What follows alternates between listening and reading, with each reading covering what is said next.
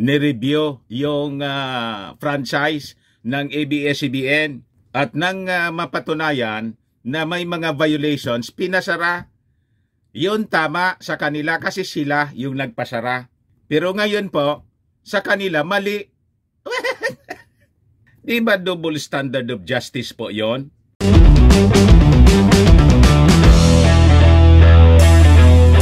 Kumusta niya Mr. Maravillas? Ano yung mga balita ngayon? Ito po. Si Kibs. Namimiligro mga kababayan yung istasyon ni Kibs na mas matulad po sa ABS-CBN. Bakit niya Mr. Maravillas? Nasobran kasi ng yabang. Ayun, ipapatawag sila ng Congress dahil daw sa pag-spread ng fake news at isasama na rin mga kababayan yung franchise niya na i-review. Ayan po yung mga balita ngayon. Sabi dyan, SMNI Skiboloy should attend House inquiry on 1.8 billion travel fund claim. Network is accountable. Sabi po sa Manila Bulletin, House Executive says alleged 1.8 billion Speaker's Travel Fund does not exist. Fake news anya? Tingnan natin kung ma-stop mga kababayan ni Kibs yung investigasyon ng Congress. Pero nagyabang pa po mga kababayan si Kibs tulad ng kanyang kaibigan na si Maudigs. Huwag nyo anya kaming takutin na tanggalin ninyo ang SMNI. Iyang kongreso po ang may power na magbigay ng franchise. Exciting niya Mr. Maravillas ang mga susunod na kabanata. Talagang exciting po. Pero sabi ko nga po sa inyo mga kababayan, ang lahat ng problema nitong kampo ni Maudigs, pati ng kanyang kaibigan na si Kibs, sila man lang po yung may gawa. Nasobran kasi si Yabang. May kasabihan po tayo, may nasusulat. Itong si Kibs, basa ng Bible, pero nakalimutan niya yung nasusulat. Ano niya Mr. Maravillas yung nasusulat? Sabi po sa Bible, he who humbles himself shall be exalted, and he who exalts himself shall be humbled. Nakalimutan ni Kibs? Dahil anya siguro Mr. Maravillas sa sobranan niyang yaman. Pumasok na sa tuktok ni Kibs yung sobrang yaman. Malamang po.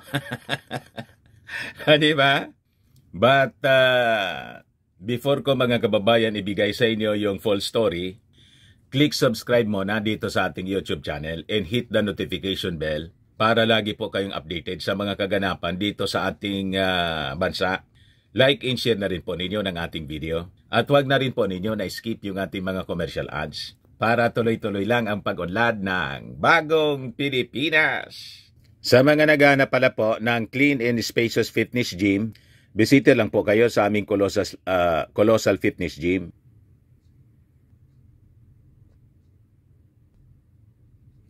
We also offer grab car rental po with our brand new 2023 model ng Toyota Innova.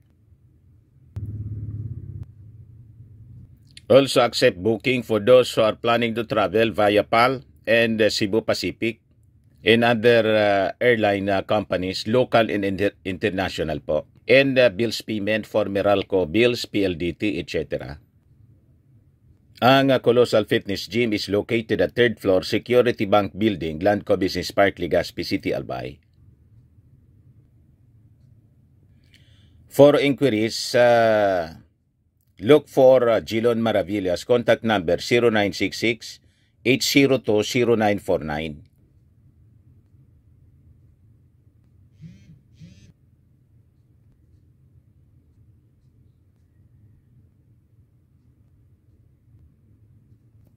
Ayos pa? Ayos na niya Mr. Maravillas. Ito mga kababayan si Kibs. Sabi niya, huwag niyo kaming takutin na tanggalin ninyo ang SMNI. Pag yan na ginawa ninyo talagang masama kayo kasi ayaw ninyong makinig sa tama. Magpasalamat kayo sa bansang ito. Mirong hindi natatakot magsalita ng totoo para mag-guide ang ating bansa, hindi malugmok sa kadiliman. Kayo ang naglulugmok sa kadiliman kasi imbes tumulong kayo sa pagpaunlad ng ating bansa, tingnan ninyo ang inyong ginagawa. Nanggugulo kayo eh. At nagiging mouthpiece pa ng China. Kasi yung programa ninyo, gikan sa ay gikan sa masa pala. You see, ginawang mouthpiece ng barkada ni Xi Jinping. So sabi dyan, yumaman ba ako sa pagsasalita ng katotohanan? Hindi. Ako pa ang gumagastos sa SMNI ng laban kasama ang bayan para harapin ang mga ulupong na to. Iyan niya, Mr. Maravillas, yung pagpatawag ba ng Congress ay tama? Tama po. Tama nga yung ginawa nila noon. Di ba, yung Congress noon, mga kababayan, nireview yung franchise ng ABS-CBN at nang mapatunayan na may mga violations, pinasara. Yun tama sa kanila kasi sila yung nagpasara. Pero ngayon po, sa kanila mali. Di ba double standard of justice po yon? Pag kayo nasa poder, pinasara yung istasyon, rineview, kasi may mga perceived violations.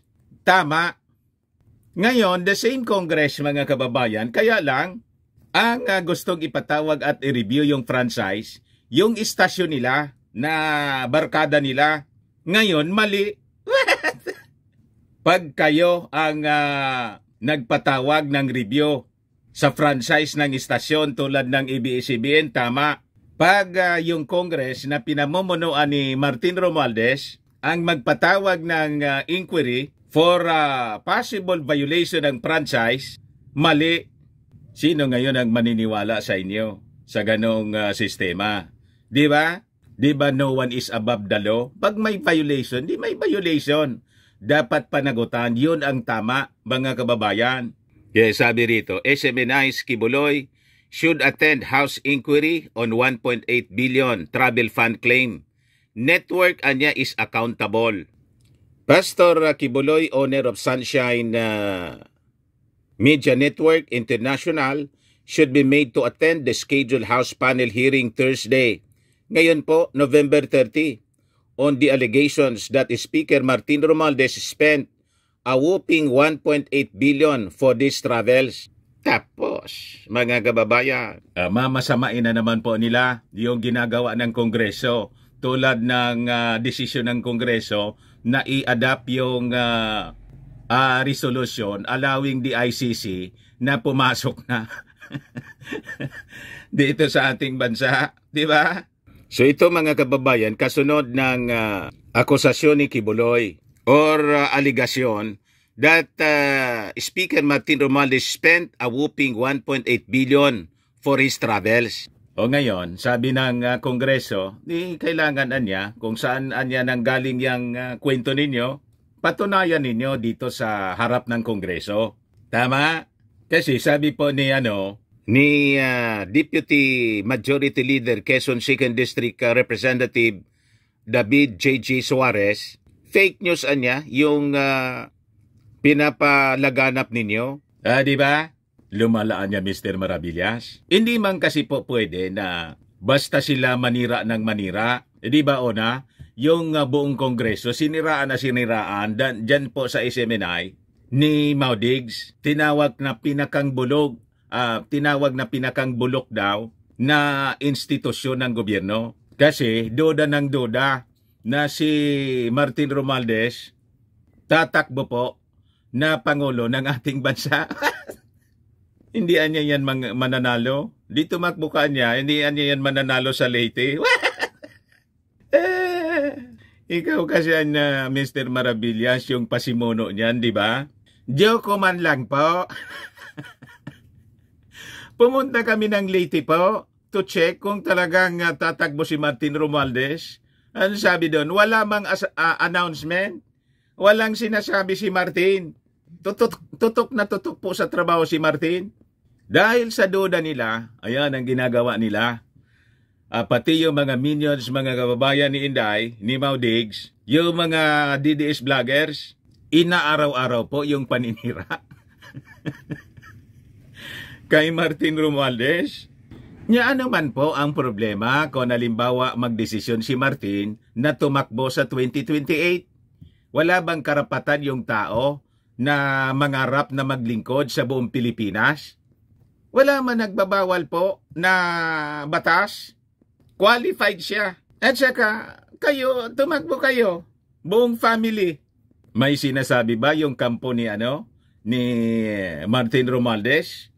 Di ba wala? At saka pumunta mga kababayan kami doon sa Tingog Party List Headquarters. O tingnan ninyo to. Hanggang ngayon yung tarpaulin po ni Inday nakadikit doon.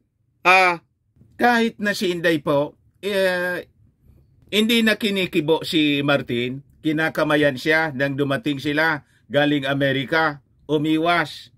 Inis na ni Inday. Pero despite that mga kababayan, hindi nagtatanim ng sama ng loob si Martin Romualdez. Nandyan pa rin mga kababayan yung tarpaulin ni Inday.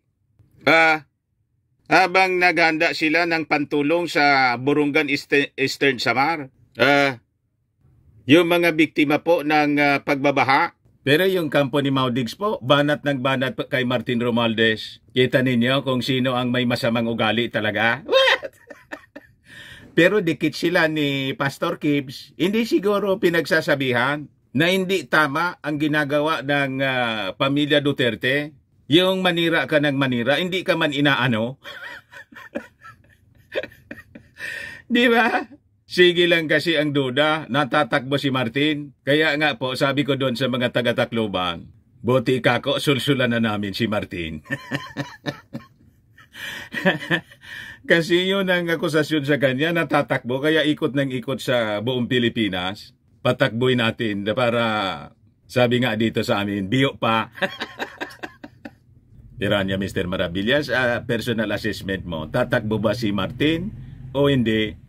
Wala man nga pong sinasabi. Kahit nga doon sa Tacloban, in-interview namin yung mga tao doon, walang announcement, walang parinig. Kasi nga po, napakalayo pa yung 2028. Ang susunod na election po, midterm election, local, senatorial, congressional, local elections. Hindi pa man po presidential. Yan kasi walang tigil kayo sa kadududa. Kaya sabi dito sa balita, Suarez was one who asked the Parañaque City 2nd District Representative Gas Tambonting, chaired House Committee on Legislative Franchises to look into the 1.8 billion pesos travel fund allegations, which was floated on SMNI show Laban Kasama ang Bayan. So sabi dyan, I think it would be a prudent decision of the committee to invite the host. And I even impose this challenge on them. Name your source. Sabi po ni Suarez. So sabi po niya, I feel niya that both the network tapos the host ay accountable sa pag-spread ng fake news.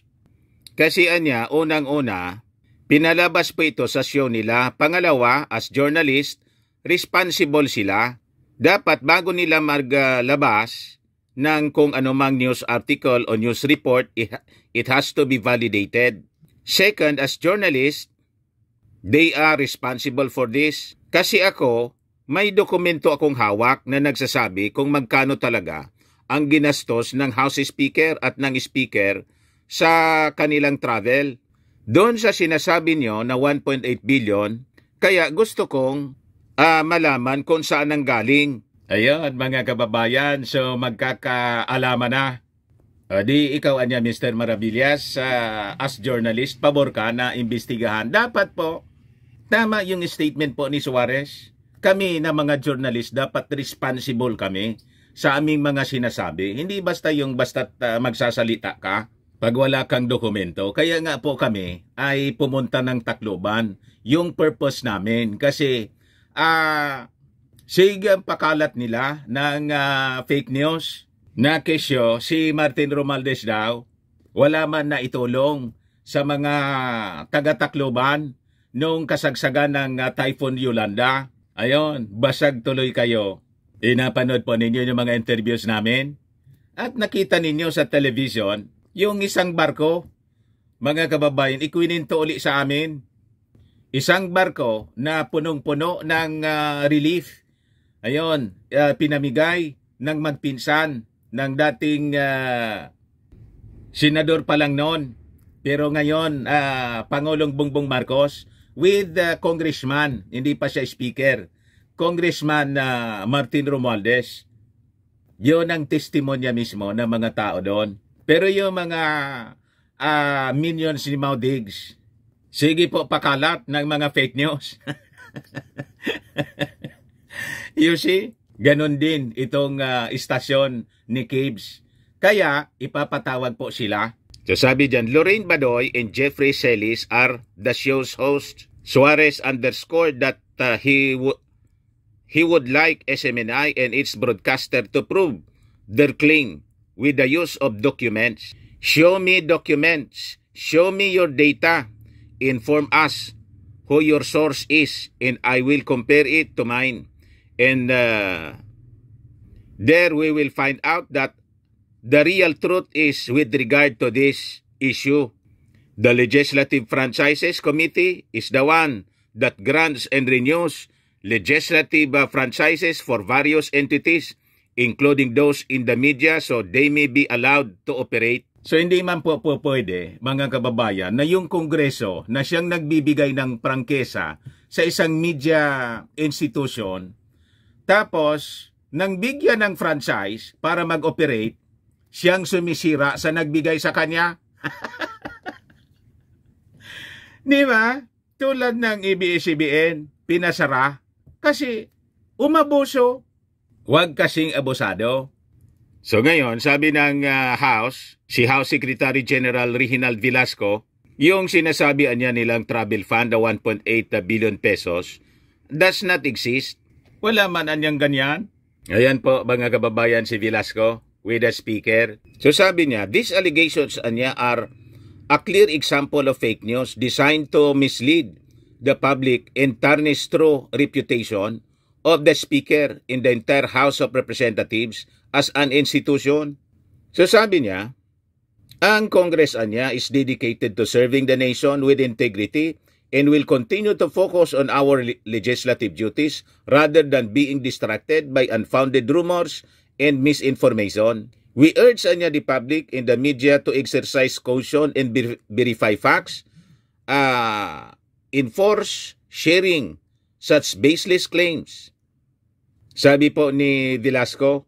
So tama lang mga kababayan na ipatawag. Tingnan natin kung mag-a-appear sa Congress itong si Kib at saka yung mga announcer niya, sina Celis at Badoy. Gigisahin sila ngayon mga kababayan ng Kongreso. At pag napatunayan na fake news sila, malamang marami pang makakalkal.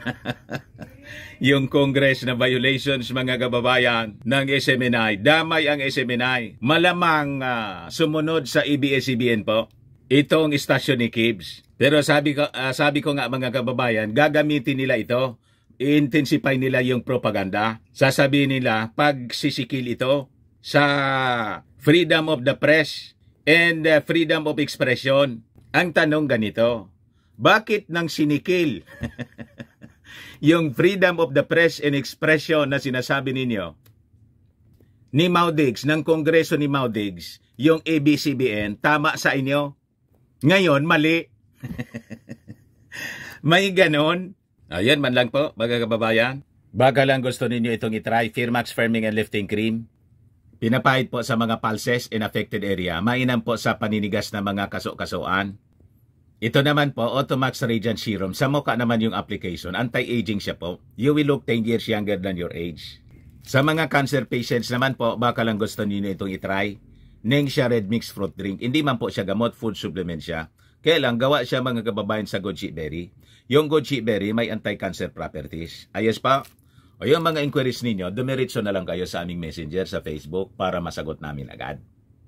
Ako po si Dante Maravillas. Bye-bye. God bless.